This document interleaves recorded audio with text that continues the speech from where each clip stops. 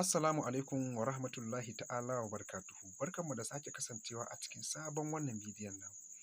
A yau bidiyon namu yana mana nuni da cewar Adaman daɗin kowa, matar Kame, amaryar na Ta'ala za ta yi wuf da wani saurayi mai suna Mudansir, wanda hotunan sun yaɗa kafafen yaɗa labarai Facebook, su Twitter, su Instagram akan cewar wannan hotuna ne na bikinsu da wani saurayi bai fi ɗan shekara 25 ba, mai suna Mudansir Isyaku.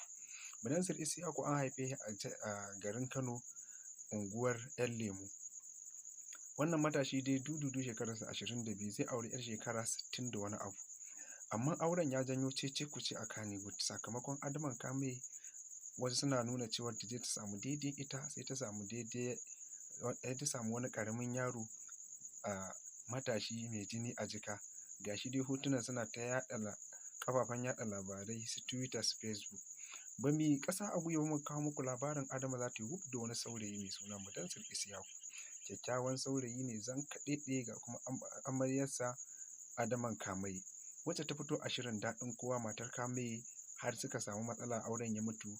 Malam na Ta'ala ya aure ta, ga shi dai yanzu kuma za ta yi aure, a gaske za ta auri wani yaro mai suna Mudansir Isyaku. Sai dai wannan auren da za ta yi tana nuna cewa jarida wannan auren ba zai hana ta ci gaba da shirinta na daɗin kowa ba, sakamakon mijinta zai yarje mata akan ta je ta yi fim ta dawo cikin gidansa.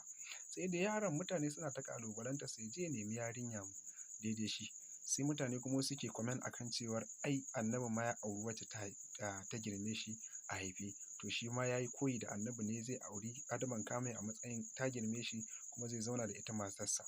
Wannan mutane mu dai abin da muke so ku yi musu, Allah sanya alkhairi, Allah sa wannan aure a yi shi lafiya a gama lafiya.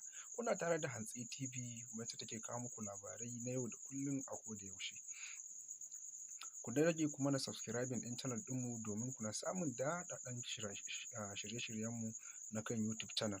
Sannan kai mana sharing ɗin bidiyon mu zuwa 'yan uwa da abokan arziki don suna gani su amfana su ma. Mun gode.